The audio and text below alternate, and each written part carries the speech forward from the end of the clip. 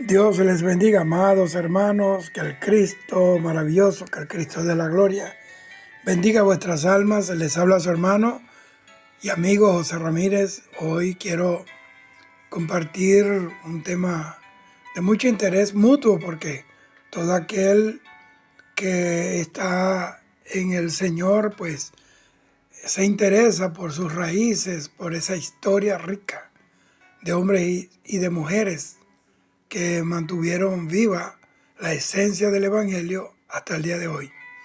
Alguien dijo alguna vez, un pueblo sin el conocimiento de su historia pasada, origen y cultura es como un árbol sin raíces.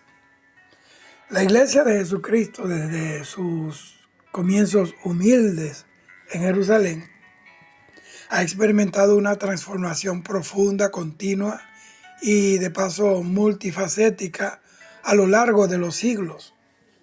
Su historia es un relato de crecimiento, de expansión, divisiones, atentados, reformas, persecuciones y una influencia cultural significativa en diferentes épocas y regiones del mundo. Y podemos dividir su trayectoria a través de las edades en varios periodos clave. Primero, la iglesia primitiva, del año 30 después de Cristo hasta el 313 después de Cristo. Este periodo se caracteriza por el nacimiento y la expansión inicial del cristianismo después de la muerte y la resurrección de nuestro Señor Jesucristo. ¿Por qué? Porque los apóstoles, que fueron testigos de esa gloria, jugaron un papel crucial en la difusión del mensaje, en la expansión del mensaje, estableciendo comunidades de creyentes a lo largo del Imperio Romano. Es decir, que los apóstoles de Jesucristo se convirtieron en colonizadores del Imperio Romano. Pentecostés, ahí comenzó todo. El Espíritu Santo desciende sobre los seguidores de Jesucristo que estaban en el aposento alto, y marcando el inicio público de la Iglesia del Señor. Allí comenzó la manifestación pública, visible, notable del cuerpo de Cristo, el cuerpo de creyentes, la Iglesia de Jesucristo. Luego, la predicación apostólica.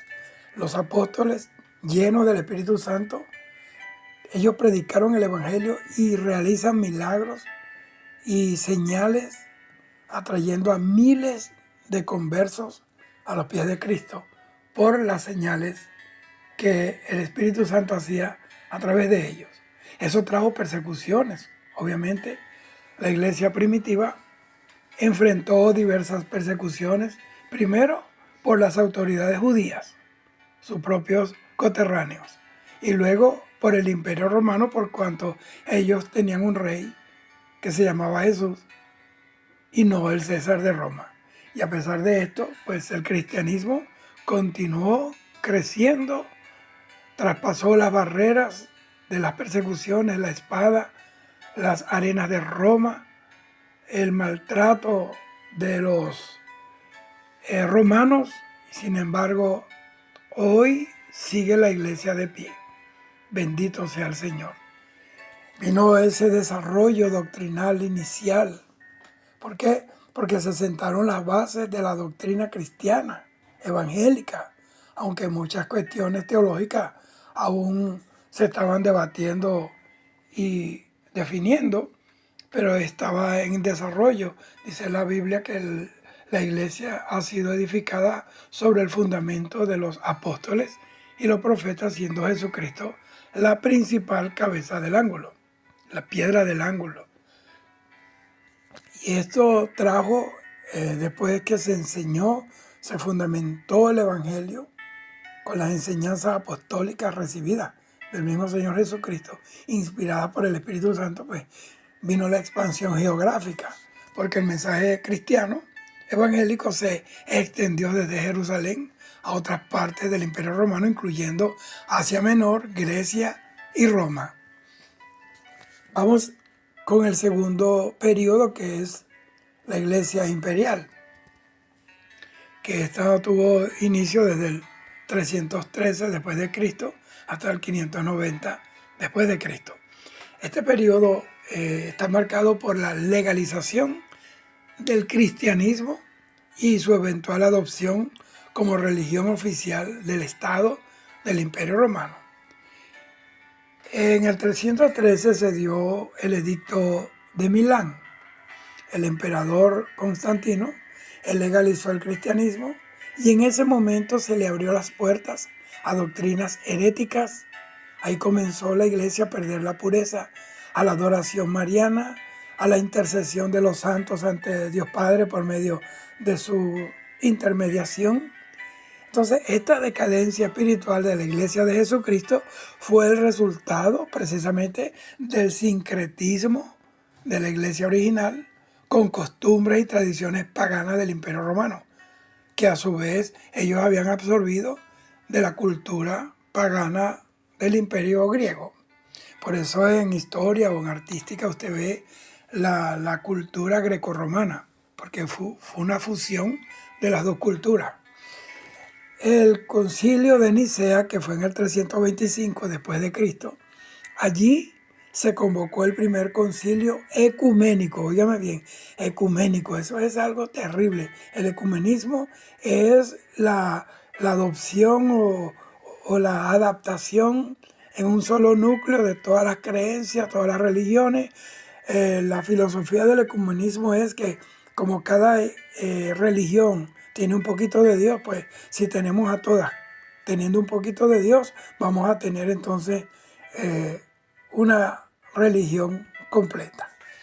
Bendito sea el Señor. Entonces ahí se convocó el primer concilio ecuménico para abordar controversias doctrinales, especialmente en cuanto a la naturaleza de Jesucristo, su deidad, y se formuló el credo niceno, pero se mantuvieron las doctrinas antibíblicas que sostienen ritos y tradiciones paganas y sobre todo la idolatría, porque hasta hoy ellos niegan ser idólatras cuando eso es evidente en sus templos. Usted ve muñecos por todos lados, ídolos por todos lados y catedrales llenas de ídolos. Y en las procesiones, en festivales tradicionales, en donde pasean muñecos de yeso por las ciudades trayendo la ira de Dios sobre ellos, pero también sobre los pueblos. Para fortalecer, o vamos a decir, ensamblar su teología pagana,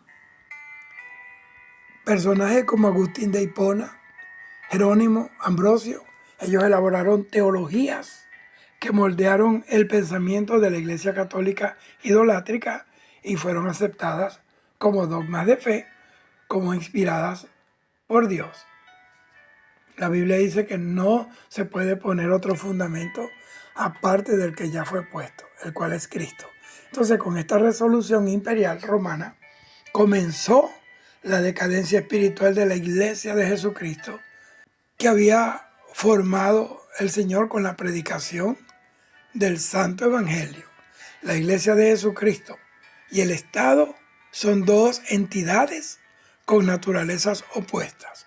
Por lo tanto, la ruina más terrible, más trágica, consiste en que la Iglesia de Jesucristo se haga una con el Estado, con el gobierno, con un partido político o con la política. ¿Por qué? Porque la Iglesia es una con Cristo. Y eso no quiere decir que la Iglesia evangélica es insensible a cuanto a las manifestaciones sociales.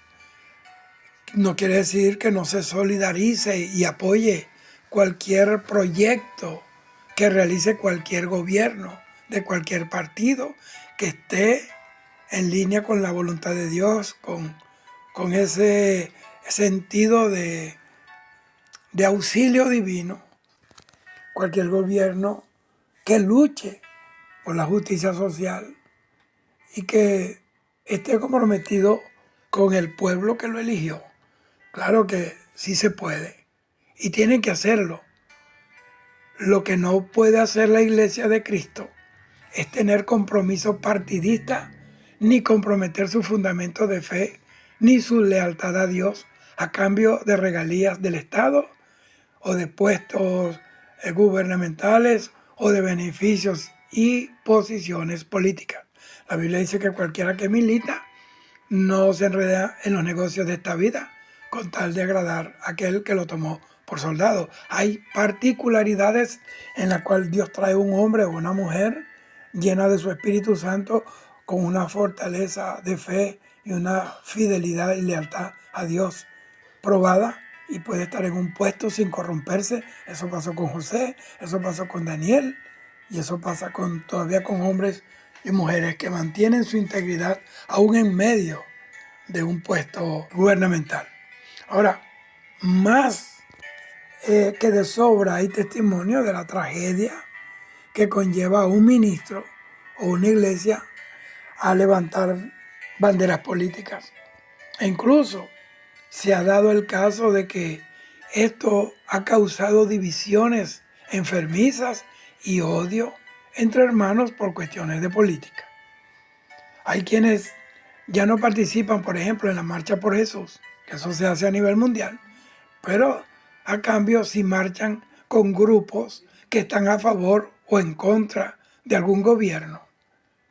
Entonces la esperanza de los pueblos no está en la propaganda política ni en los proyectos de gobierno, sino en la iglesia de Jesucristo, esa que predica la sana doctrina, cuya cabeza visible es Jesucristo. Somos las antorchas de Dios que alumbran en lugar oscuro. Somos la luz del mundo. Somos el cuerpo místico de Jesucristo acá en la tierra. Somos la extensión de Jesús en esta tierra.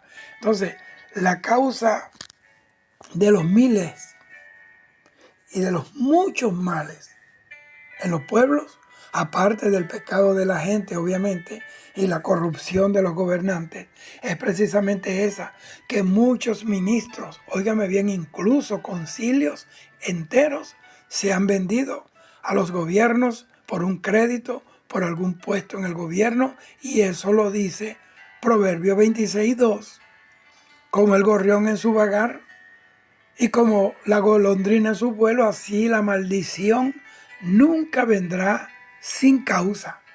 Proverbio 29:4 dice que el que exige presentes, óigame bien, regalos pues, destruye la tierra, que las muchas dádivas corrompen el espíritu. Y para confirmar esto bíblicamente, del peligro de diluirse y comprometer sus valores cristianos con los gobernantes y los gobiernos de la tierra, les digo lo que dice el Señor en Proverbio 29:12, que si un gobernante atiende palabra mentirosa, todos sus servidores serán impíos.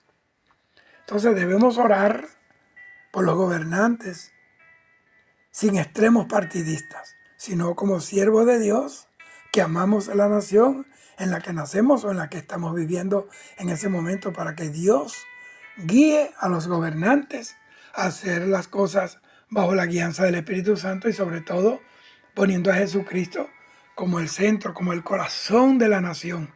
El Salmo 33:12 dice: bienaventurada la nación cuyo Dios es Jehová, el pueblo que le escogió como heredad para sí. Quiero detenerme un poco en esa decadencia de la iglesia, cómo comenzó. La iglesia de Cristo, la iglesia de Jesucristo perdió su esencia históricamente con la llegada de Constantino al poder, y puedo citar algunos argumentos que confirman que con Constantino la iglesia de Jesucristo perdió su esencia original, perdió esa vida, ese zoé insuflado por Jesús cuando iba subiendo desde el Monte de los Olivos para sentarse a la diestra del Padre. Primero, la secularización y politización de la iglesia. Antes de Constantino, el cristianismo era una fe minoritaria y casi siempre perseguida, que enfatizaba la separación de la iglesia del mundo, cuyo mensaje y propósito era separarse del mundo, y tenía fundamento profundo en cuanto a la fe en Jesucristo y la proclamación de un reino celestial. Con Constantino, el cristianismo se convirtió en una religión favorecida por el Estado. El diablo, como vio que no pudo acabarlo con los leones, que no pudo acabarla con la crucifixión, entonces le mandó a Constantino y ahí comenzó el engaño. El engaño más terrible es creer que Constantino se convirtió a Jesucristo.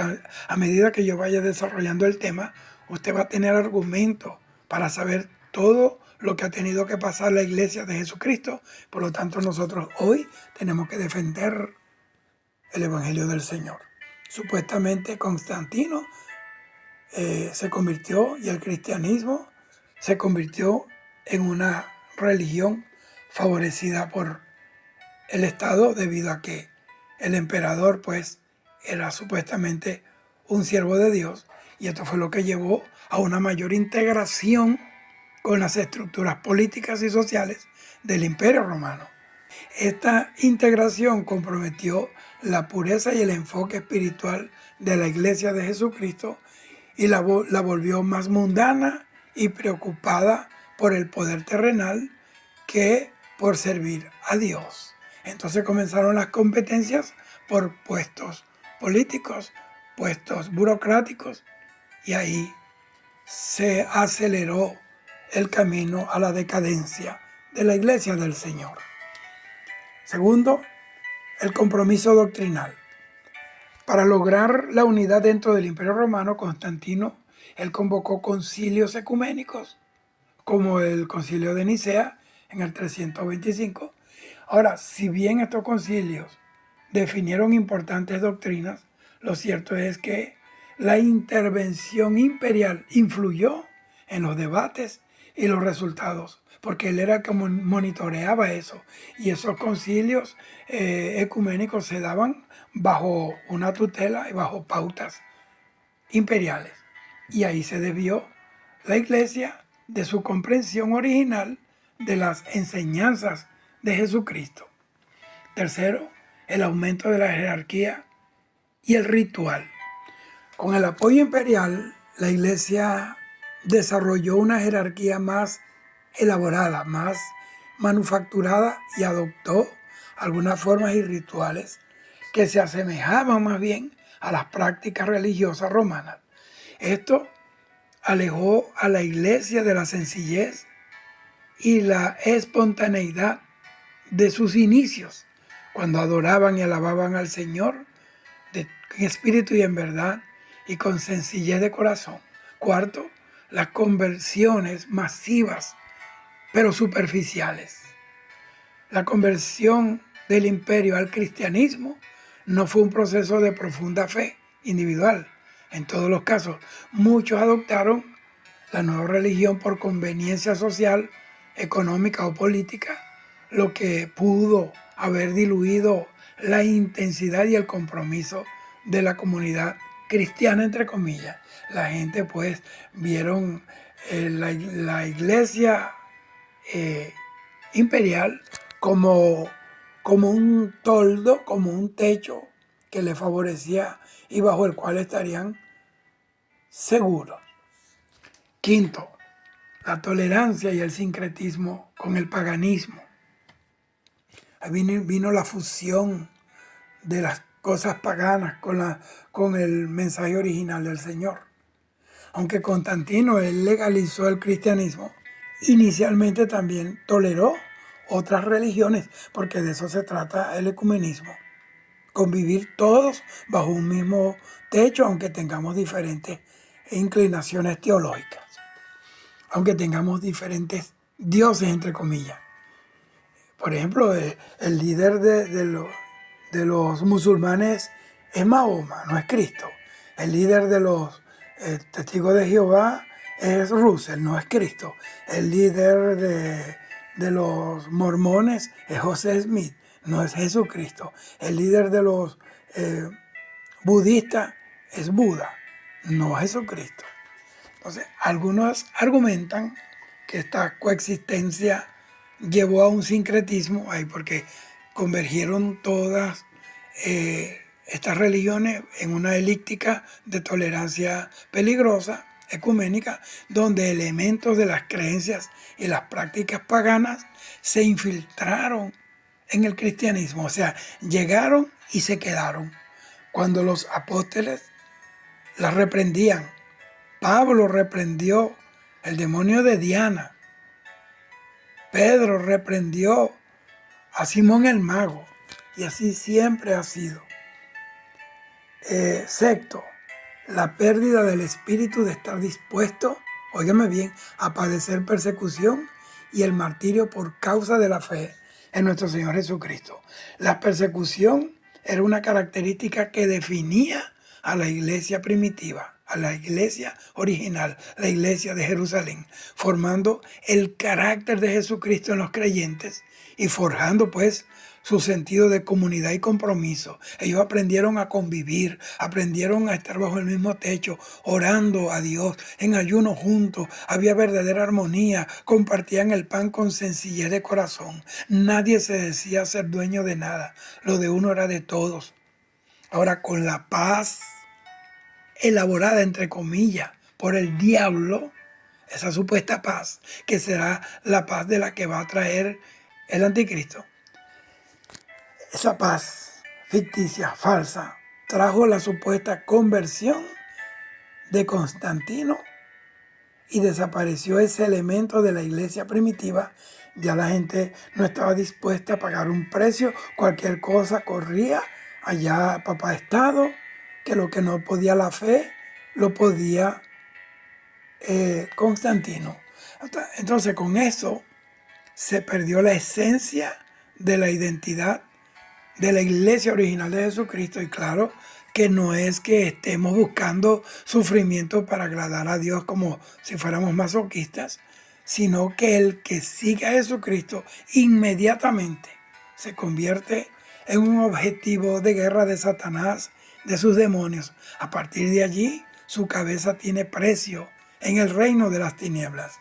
El que quiera vivir piadosamente padecerá persecuciones, dijo Pablo. Y Pablo también dijo, para mí el morir es ganancia, si el vivir es Cristo. Entonces Jesucristo le dijo a la iglesia de Esmirna, la iglesia sufriente, a la que el Señor no exhortó ni reprendió. Apocalipsis 2:10, no temas lo que vas a padecer, sé fiel hasta la muerte y yo te daré la corona de la vida. Entonces es innegable que a la iglesia de Jesucristo, a la llegada de Constantino, cuando este hombre llegó al poder, y la declaración de la iglesia de Jesucristo como la iglesia oficial del Estado, la iglesia de Jesucristo se corrompió al abrazar el poder terrenal y comprometer su pureza original. Y esa pureza, óigame bien, operada por el Espíritu Santo, por eso es santo, por medio del mensaje que predicó Jesucristo y que sus apóstoles continuaron. Allí comenzó la corrupción. La iglesia, después de Constantino, era innegablemente diferente de la iglesia perseguida de los primeros siglos, de esa iglesia que fue llevada por el Espíritu Santo en los hombros de hombres como Pedro, como Pablo, hombres que llevaron el mensaje de Cristo a todo lugar. Y esa transformación desvió a la iglesia de Jesucristo de su diseño y de su propósito originales al introducir ritos y costumbres paganas, así como doctrinas que ni el Señor Jesucristo ni sus discípulos enseñaron y que por lo tanto no tienen base bíblica para que sean aceptadas como sana doctrina. Y los que conocemos la palabra, sabemos que no podemos tragarnos ese paquete que nos quiere meter el diablo. Hoy han traído el ecumenismo a la iglesia y se ven diferentes razones, en diferentes sermones, incluso hasta en música. Yo oí un cántico con letra cristiana, pero la música era de una canción mundana que adoró al diablo por muchos años. Entonces, esas prácticas paganas introducidas en la iglesia por medio de decretos, a punta de decreto, porque había una autoridad política. Entonces, por medio de decretos y concilios imperiales de Roma, hicieron que los que habían aceptado el Evangelio de Jesucristo en su esencia pura se apartaran de esa iglesia cómoda e imperial y prefirieron irse a las montañas, a adorar a Dios en las montañas, a esconderse de los que traían la espada contra ellos, porque preferían vivir con Dios en una montaña que en una iglesia corrompida. Y así como dice en el libro de Hebreos, capítulo 11, que eran pobres, anduvieron descalzos, errabundos, viviendo en cuevas y en cavernas, de los cuales el mundo no era digno, porque es mejor lo poco del justo que las riquezas de muchos pecadores. Esa es la razón por la que nos llaman los hermanos separados, porque la verdad fue la que nos separó de la mentira. La doctrina sana de Jesucristo nos separa de la doctrina de demonios, de engañadores. La fe solo en Jesucristo como el único camino al Padre y el único mediador entre Dios y los hombres.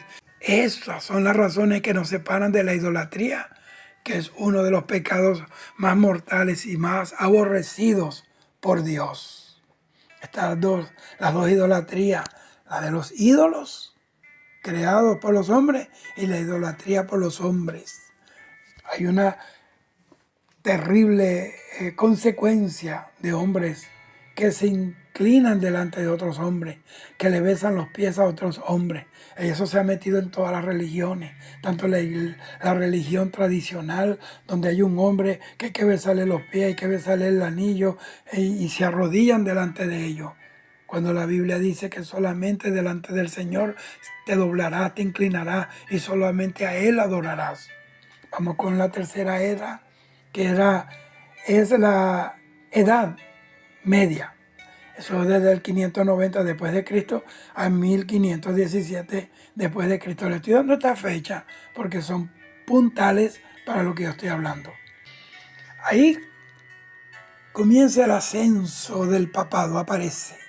El obispo de Roma se consolidó como el Papa, reclamando autoridad sobre toda la iglesia, cuando la autoridad de la iglesia no es ningún hombre pecador, es Jesucristo, quien es su cabeza, el que murió por la iglesia, se entregó, dio su sangre por ella. Esa autoridad cristiana está basada en la autoridad de las sanas doctrinas y de la santa palabra de Dios, de las santas escrituras que fueron inspiradas por el Espíritu Santo, no por las bulas papales. Nadie puede poner otro fundamento fuera del que ya ha sido puesto, el cual es Jesucristo.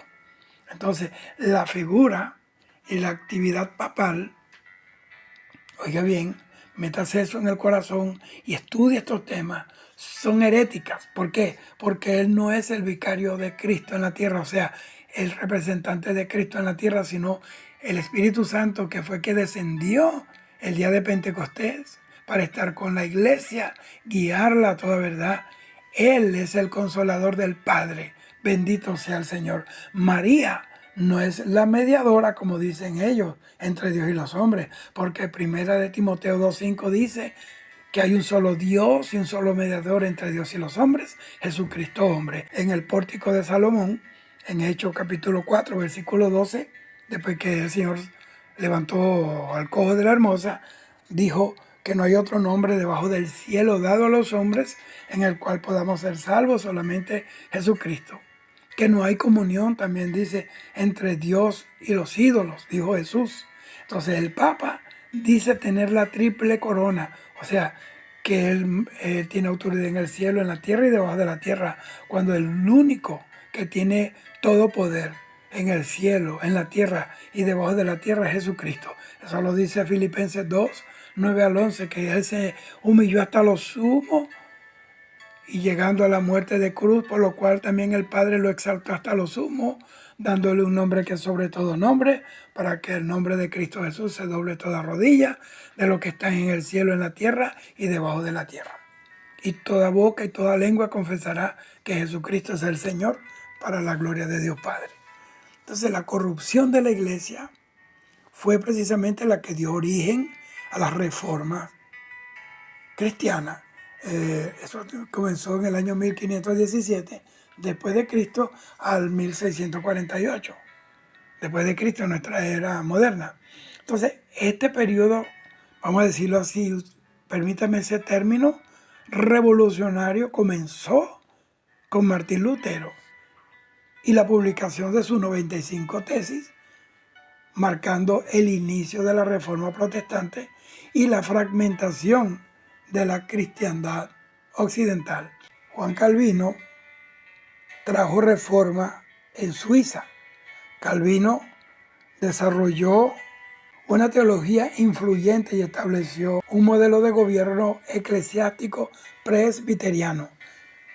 Entonces la reforma en Inglaterra, bajo el reinado de Enrique VIII, la Iglesia de Inglaterra se separó de la autoridad papal, dando origen al anglicanismo, y precisamente ahí es donde nace la Iglesia anglicana. Ese es su origen. Entonces vino la contrarreforma, porque el diablo nunca se queda tranquilo. Vino la contrarreforma, la respuesta de la Iglesia Católica a la Reforma Protestante, que incluyó reformas internas para tratar de sobrevivir al efecto de la Reforma Protestante, que puso en evidencia pública por medio de hombres que Dios de una manera gloriosa usó para afirmar la doctrina original del Evangelio de Jesucristo. Eso hizo que el liderazgo católico se reuniera urgentemente, y es cuando se convocó el Concilio de Trento para defender la doctrina pagana e idolátrica de la Iglesia Católica. La pérdida de autoridad, por un lado, y el crecimiento de lo que ellos llamaron la Iglesia Protestante, fue lo que dio inicio a uno de los actos más criminales que pudo cometer la Iglesia Católica Romana, y eso se llama la Santa Inquisición, en donde mataron, encarcelaron y cazaron como animales a quienes no abrazaban la doctrina católica, que es doctrina pagana. Leer la Biblia era un pecado y un delito que llevaba a la muerte en la hoguera o a la decapitación, porque solo la alta jerarquía católica tenía el permiso de Dios para leer y enseñar las Escrituras. ¡Qué falso es eso! De verdad que falso es el diablo y todos los que le creen eso y lo predican. Jesucristo, que es la verdad, en Juan 5:39 dijo: escudriñad las Escrituras, porque en ella está la vida eterna. Apocalipsis 1:3 dice: bienaventurado el que lee y los que oyen las palabras de esta profecía y guardan las cosas que en ellas están escritas, porque el tiempo está cerca. Entonces, vamos a los orígenes. Tengo que decir esto de la Reforma Protestante. Martín Lutero, en 1517, porque quiero dar un recuento histórico, era un monje agustino. Él clavó sus 95 tesis en la puerta de la iglesia del castillo de Wittenberg, en Alemania. Y ese acto se considera el inicio de la Reforma Protestante. Sus críticas se centraron en prácticas de la Iglesia Católica, como la venta de indulgencias papales, y abogó por 3 cosas. Pero quiero decirle algo de las indulgencias papales. Como la Iglesia estaba pasando por una crisis económica profunda, se inventó el Papa de que si daban una moneda, y cada vez que cayera una moneda en el cofre y sonara de un monje que iba a recoger ese dinero, y un alma iba a salir del infierno.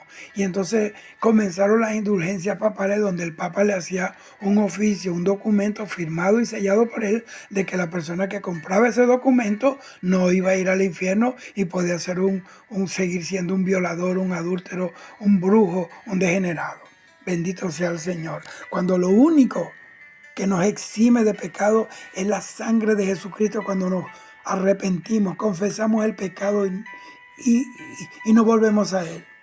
Porque el único camino al Padre es Jesucristo. La salvación no se puede comprar porque no es por obra para que ninguno se gloríe. Esto ya se pagó el precio. Y entonces Lutero abogó por tres cosas.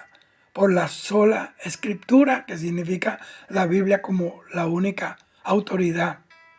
Como la sola fide, que significa la salvación solo por la fe. Y la sola gratia, que significa salvación por gracia de Dios y no por indulgencias papales compradas con dinero. Entonces, hubieron otros reformadores, claro.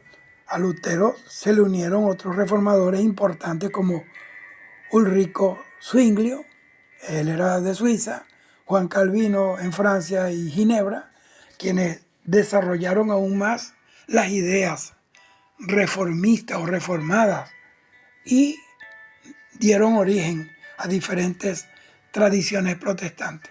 Eso se expandió. La idea, o las ideas, mejor dicho, de la reforma se difundieron rápidamente por Europa gracias a la imprenta, porque se inventó la imprenta.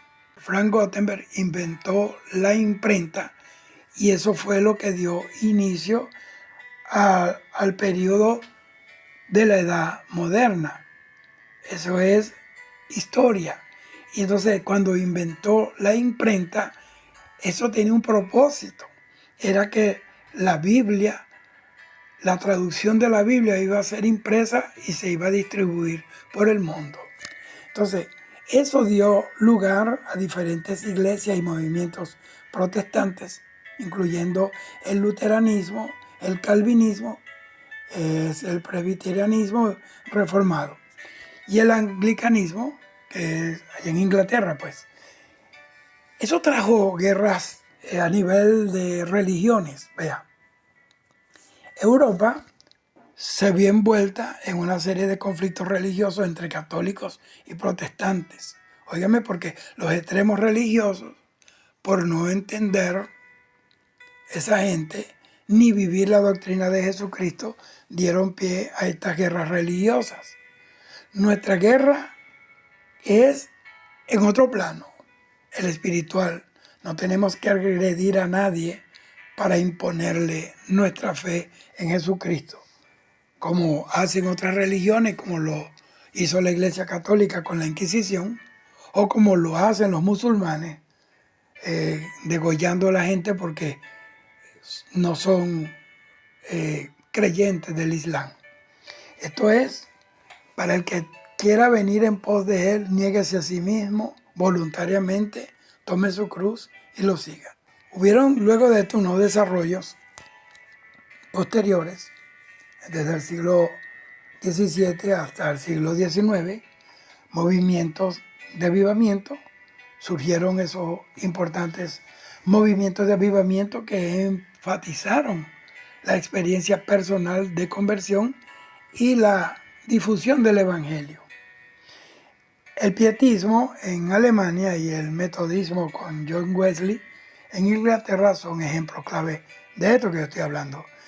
Esto también trajo un mover glorioso acerca de las misiones y vino la expansión misionera.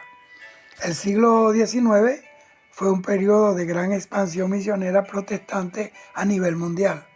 Se fundaron numerosas sociedades misioneras que llevaron el mensaje cristiano a diferentes continentes. Y la misma iglesia se encargaba de sostener a quienes eran enviados a llevar la obra y a colonizar, entre comillas, y en el buen sentido de la palabra, pueblos que estaban sumergidos en las tinieblas, y ellos llevaron la luz del Evangelio. Ahí vino esa diversificación denominacional. Dentro del protestantismo continuaron surgiendo nuevas denominaciones y movimientos como los bautistas, los pentecostales y muchas otras iglesias independientes. Ahora vamos a la etapa pues de la Edad Moderna, 1648 después de Cristo hasta el presente. Este periodo se caracteriza por la expansión global del cristianismo, es decir, que se puso en práctica de una manera marcada la Gran Comisión. Vino el surgimiento de nuevas denominaciones. Entonces, esa expansión misionera global, las potencias europeas llevaron el cristianismo a nuevas partes del mundo, óigame bien, a través de la actividad misionera. Naciones poderosas de Europa llevaron el cristianismo original a nuevas partes del mundo a través de la actividad misionera. Todo lo que tenemos hoy, gracias a los misioneros. Esos son los ministros olvidados prácticamente. Esa fue la acción de cumplir fielmente con la gran comisión, con el deseo del corazón de Jesucristo. El cristianismo experimentó un crecimiento significativo en África, Asia y Latinoamérica. Esto trajo desafíos. Hoy hay desafíos contemporáneos. La iglesia enfrenta desafíos relacionados con el secularismo, con el relativismo moral, que eso de que el fin justifica los medios, con el pluralismo religioso y las cuestiones de justicia social. A lo largo de estas edades, la Iglesia de Jesucristo ha demostrado su fidelidad a Dios. La Biblia dice, estuvieron con nosotros, pero ya no están con nosotros, para que el mundo sepa que aunque estuvieron con nosotros, no eran de nosotros, porque si hubieran sido de nosotros, hubieran permanecido con nosotros. Entonces, la Iglesia de Cristo, demostrando fielmente su fidelidad a Dios, al mundo, y su perseverancia en la doctrina del Evangelio Santo de Jesucristo, y lo ha hecho a expensas de persecuciones, de encarcelamiento, de maltratos físicos y hasta de dar su propia vida por amor al Señor Jesucristo. Estos misioneros sufrieron mucho cuando tuvieron que traspasar las cortinas de hierro, ir a naciones islámicas, extremistas, fundamentalistas, terribles. Fueron a las cárceles, fueron asesinados. Bueno, la iglesia de Cristo está llena de historia, de muchos sacrificios, comenzando por el de Jesús, sus discípulos, y hasta todavía hoy se sigue derramando sangre por causa de la fe en el Señor. La iglesia verdadera de Jesucristo es la que tiene como norma de fe y conducta las Santas Escrituras, como su único Salvador, mediador, Redentor, abogado, intercesor, a Jesucristo mismo, a nadie más. Solo Jesucristo está a la diestra del Padre y Él es el sumo sacerdote de nuestra fe que intercede todos los días por quienes le servimos a Él y los que vienen a Él, Él no le echa fuera. Hay solamente dos tronos, uno donde está el Padre y otro donde está el Hijo. Nadie más tiene trono, solo Jesucristo reina. Él es el Rey de Reyes y el Señor de los Señores. Segundo, que la iglesia evangélica, tal como la conocemos hoy, tiene sus raíces históricas en la Reforma Protestante del siglo XVI. Sin embargo, para comprender su desarrollo a través de las edades, es útil, es muy importante considerar algunos puntos claves. El siglo XX y la iglesia evangélica contemporánea, ahí el surgimiento del evangelicalismo moderno. En el siglo XX, el término evangélico comenzó a utilizarse más especialmente o específicamente para describir un movimiento transdenominacional que enfatizaba la autoridad de la Biblia, la necesidad de la conversión personal y la importancia de compartir la fe con un mundo que está perdido. Eso trajo un crecimiento global. La iglesia evangélica experimentó un crecimiento significativo a nivel del mundo, especialmente en América Latina, África y Asia. En China, a pesar de las persecuciones y cómo asedian a los que creen en Jesús, dice una estadística que diariamente se convierten en China más de 20.000 chinos diarios a la fe de Jesucristo. porque no hay diablo que detenga el poder de la vida de Jesucristo después de la muerte. La sangre de Cristo sigue traspasando barreras ideológicas, barreras de todo tipo, y esa sangre sigue limpiando pueblos enteros. En diferentes contextos, también las iglesias evangélicas han tenido una creciente participación en temas sociales, porque vemos una iglesia de obra social llevando comida a los pobres, fundando centros de rehabilitación de adictos a drogas y alcohol, orfanatorios y todas esas cosas, solamente con el único fundamento de llevar a Cristo, no solamente en un mensaje, sino también en una obra. Entonces, la iglesia evangélica contemporánea es muy diversa en sus expresiones teológicas y culturales. Y en resumen, la iglesia evangélica tiene una rica historia que se remonta a la Reforma Protestante y ha experimentado importantes transformaciones y un crecimiento significativo a lo largo de los siglos. Hoy en día representa una parte importante y dinámica del cristianismo a nivel mundial.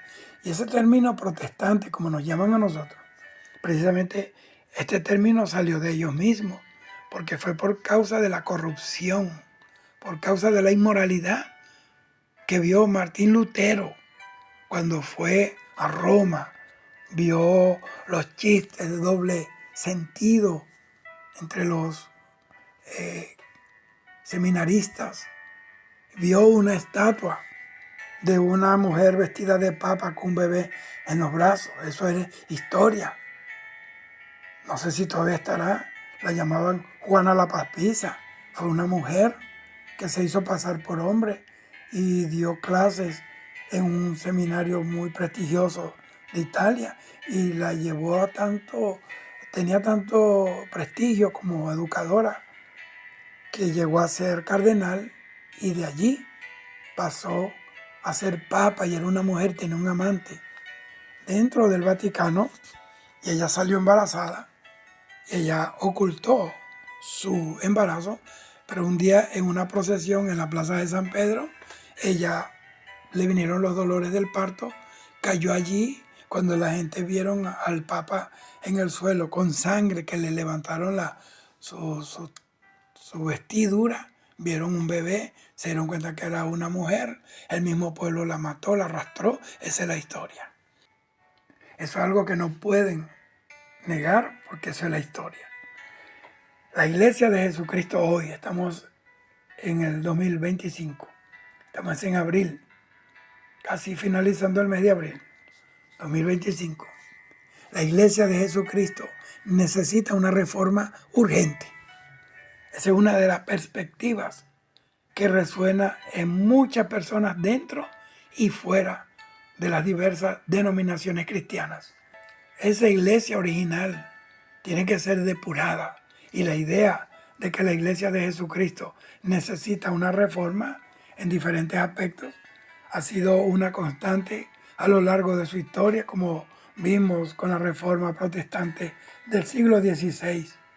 Y entonces la urgencia y la naturaleza de esta reforma pueden variar significativamente según la persona y su contexto. Algunos podrían argumentar que la reforma es necesaria en áreas como, primero, relevancia cultural, cómo se comunica la iglesia de manera efectiva con las culturas contemporáneas sin comprometer sus principios fundamentales.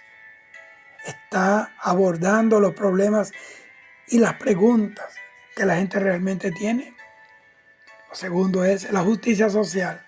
¿Está la iglesia de Jesucristo viviendo a la altura de su llamado a defender a los pobres, los oprimidos y los marginados? ¿Está involucrada activamente en la lucha? ¿Está involucrada activamente en la lucha contra la injusticia y la desigualdad? ¿O se está haciendo de la vista gorda, o está mirando hacia un lado para no ser perjudicado, para no comprometerse? Lo otro es la unidad. dada la fragmentación histórica y contemporánea del cristianismo, ¿cómo puede la iglesia manifestar mejor la unidad, esa que Jesucristo oró y deseó en Juan capítulo 17, cuando dijo: Padre, que ellos sean uno como tú y yo somos uno? Lo otro es la autenticidad y transparencia. Están las instituciones eclesiásticas, las iglesias, las congregaciones operando con integridad y transparencia en sus finanzas, en el liderazgo, en el manejo de problemas como el abuso del poder. Hoy he visto personas abusando del poder, abusando del puesto que tiene allí, del liderazgo que ostenta en un concilio, en una iglesia. Son los pequeños dioses, pequeños cristos. Está el enfoque en el evangelio, tiene que ser reformado. Y la pregunta es, ¿se ha desviado la iglesia de su misión central, que es proclamar el evangelio de Jesucristo y de hacer discípulos? Está priorizando otras agendas por encima de esta, que son las agendas de Dios. Bendito sea el Señor. Está la adaptación a los tiempos. Está la iglesia dispuesta a adaptarse en sus métodos y estructuras para alcanzar a las nuevas generaciones que obviamente han evolucionado y navegar por los desafíos del mundo moderno sin alterar su mensaje esencial, ese mensaje de la senda antigua, el liderazgo. ¿Qué decir del liderazgo? Está la iglesia invirtiendo, óigame bien, en líderes que sean siervos humildes de Dios, preparados en todos los sentidos para toda buena obra, llenos de integridad y de visión de Dios, y que guíen con sabiduría y amor a la iglesia de Jesucristo. Es importante reconocer que la iglesia de Jesucristo es un concepto amplio que abarca una vasta diversidad de denominaciones, comunidades locales en todo el mundo. Lo que una persona considera una reforma urgente, en su contexto puede ser lo mismo que otra en otro contexto diferente, pero es que hay diferentes necesidades. Las 7 iglesias no tenían la misma naturaleza, eran de Dios. El Señor las amaba todas. Eran las iglesias de Cristo, pero cada una tenía una particularidad que el Señor atendió, corrigió y reprendió a través de su carta. Hoy en día no quieren ser reprendidos, ministros que no quieren reprender para que la gente no se incomode, y entonces quieren estar bien con los hombres y bien con su puesto, atornillándose ahí con tolerancia, mientras que la iglesia, los creyentes, están viviendo un evangelio raquítico, tuberculoso, un evangelio sin fundamento, sin norte hacia el reino de los cielos. Bendito el Señor. Y dentro de cada tradición cristiana, digámoslo así, habrá diferentes opiniones sobre la necesidad, el alcance y la dirección de cualquier reforma.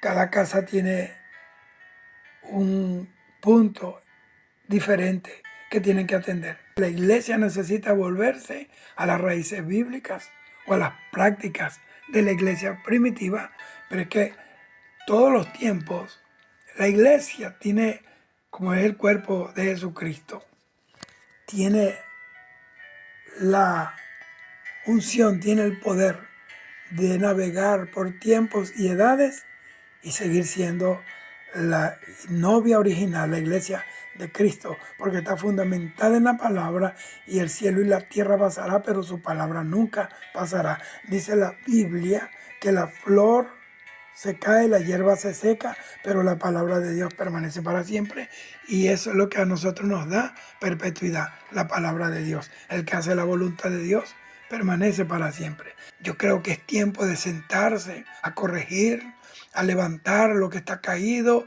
a fundamentar y afirmar lo que está de pie.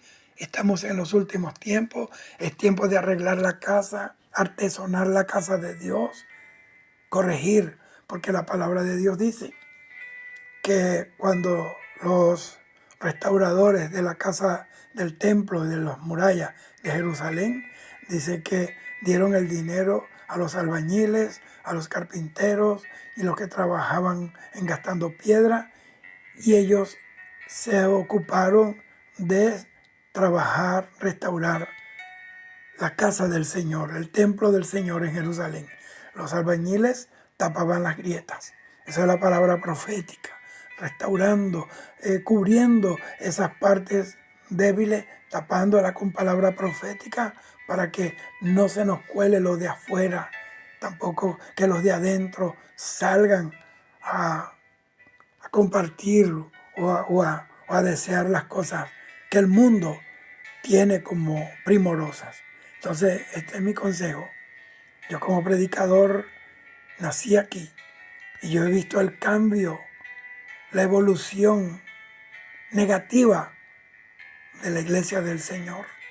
Necesitamos, como dice la Biblia, volvernos a las primeras obras. Como dice el libro de Lamentaciones, vuélvenos, oh Jehová, como al principio y nos volveremos. Renueva nuestros días como al principio.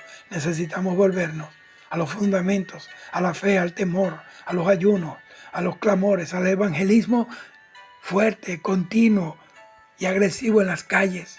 Hermanos queridos, necesitamos volvernos a los matutinos, a clamar de rodillas, a la vigilia verdadera, a derramar nuestros corazones delante del Señor. Y eso es lo que trae el avivamiento, no conciertos de música, no programas humanos de entretenimiento. Hermanos, todo eso tendrá su utilidad y su momento, pero la historia está demandando a la iglesia que lloren entre la entrada y el altar los sacerdotes, que volvamos desde los ministros al altar y nos tiremos de rodillas a llorar delante de Dios, a confesar el pecado de nuestros pueblos, el pecado de nuestros gobernantes, como lo hizo Daniel. Y él no había hecho nada de eso, pero él tomó la responsabilidad delante de Dios como sacerdote, como hizo Jesús. Tomó la responsabilidad de pagar un precio que él no debía, pagar por un pecado que nunca cometió. Así que este es el tiempo. Cuídate, cuida la sana doctrina. Si en tu iglesia no hablan del rapto, si en tu iglesia no reprenden el pecado, son tolerantes.